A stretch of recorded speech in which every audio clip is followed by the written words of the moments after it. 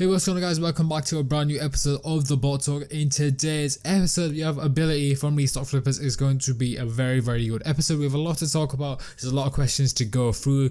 If you guys do go and enjoy today's episode, please subscribe, turn the post notifications, and drop a like on today's video. Ability socials will be down below as well. But let's jump straight into today's episode with the first question. Yes, all our guests on the show. How did you discover reselling? I think I first discovered reselling when I saw everyone getting on the Yeezy wave back in like 2016 or 2017. Like Yeezy were getting super popular and I wanted a pair personally, but they were like super hyper in price and I didn't know how to get it. Yeah, definitely. I feel like loads of people go through that entire thing where the shoes you want to get, they're not able to get them, so they go down this rabbit hole of learning about reselling. And obviously, you compare the resale price. Some people don't want to do that, and then that kind of enters them into the botting scene, which is something that I did want to talk about. When you were going for these pairs manually, how was the road like going from a manual user to a bot? Well, at first, at manual user, I could knock up anything. Then my first spot, I bought A and B and it cooked hard for me. After that, I started getting capital and started copying more and more stuff. Yeah, definitely. A&B was pretty heavy into marketing back in the day. They pushed a lot of marketing, and a lot of people in this sim went to A&B. They also went to NSB as well. Those were kind of the first bots that people kind of jumped towards. However, when you went and bought that bot and you got familiar with bots, how did you actually enter the botting scene? I think I first entered the bottom scene. Well, I think I joined Botmart. I think that's where I started my journey in Seeker Discord basically. And started like growing my knowledge on more botting and stuff like that. But yeah, when you first join the first couple of discords, it gives you a bit of knowledge. It gives you an understanding of the dynamic of the whole community. You begin to learn about people. You learn who's linked to certain organizations and ask for contacts as you progress through the community. However, what were some of the first companies you worked for and connections you initially made when you joined the botting scene? I think some of the first groups I worked for was Soul Food and Botmart, which were both owned by Beef and Rube. Yeah, definitely. I've worked with Beef and Roop in the past. They're both amazing guys. How was your work there, and what did it consist of? So it was back in early 2018. We were still trying to grow hard, and it wasn't that as popular before. There was like a few hundred users. Then we started growing heavily once like botting became more popular and shoes more came out. People wanted to get inside the botting scene. Yeah, definitely the botting scene. He's one of those scenes that it continuously grows every day. There's more people coming into it, which does make it harder when botting for releases. But it's a good thing to see more people are interested in it. There's more people going for bots. Overall, the community is thriving because more people are coming into it. However, then you decided to go ahead and stop working with some companies and start your own venture, and you decided to go with Restockflippers. So how did you come up with the name of Restockflippers? So it was when like botting, like going for bots wasn't that popular.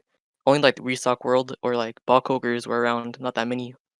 So I started like thinking about making my own group and having the fastest monitors around.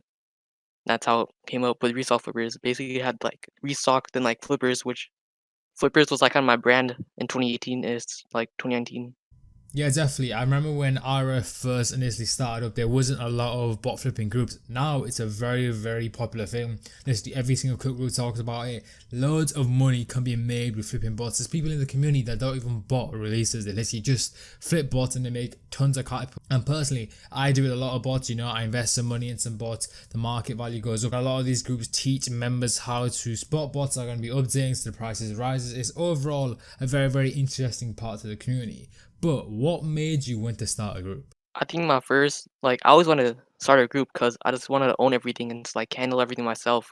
Because I never owned a group before, like a successful one that is, apart from like resale flavors in the past. Yeah, definitely. I feel like a lot of people in the community like getting fitted into like a staff role or admin role. They don't really want to have the responsibility of owning something. But some people do go towards the path of wanting to own something, running it in their own certain way. Because when you're working with someone, you can always have disagreements. But if you're in the main seat and you're controlling it, you kind of direct your group in a certain way to make it successful. However, at the moment, Restockflippers is a pretty successful group. What is the current day-to-day like operations inside Restockflippers? So basically, every day there's like a new thing to cop that restocks, whether it be like small things like 100 follower groups or like big groups, bots, whatever. Each day there's like something new to cop for our members.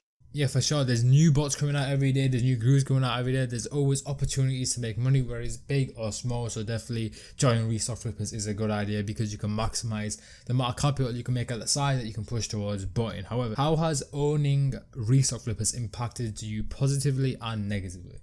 So it gave me a lot of info about how to run groups and like manage everything together. Because like without resale flavors, I'll never know how to like fully manage and run a successful group. but now I'm getting like the info and like gaining knowledge each day. Yeah, for sure. As you progress in it, I want to see you become more adapted to the community. You bring in a lot more information. And I feel like that is useful when you go on future endeavors. To tie up today's episode, what are some projects or future endeavors that you're working on? Some future projects I have include Starbucks tools. It's gonna be a toolbox with a lot of bot restock info and stuff, like everything you need to cop a bot restock. Then I don't directly own this one, but I'm admin inside Hidden Society. It's one of purchasable group, and it's gonna be big. That's all I'm gonna say. Yeah, definitely. Percival is one of those episodes that I actually am working on at the moment. He was speaking about it. He did say he wanted to tease it and stuff like that. So obviously that's going to be big. A lot of things are coming to the timeline. But thank you for coming on to the Bot Talk. If you guys are interested in joining Restockflippers, we are actually giving away a free key. So what you guys want to do is wait till the countdown after this clip. And then it's going to cut to a clip of me explaining how this free key drop is going to work. Good luck, guys.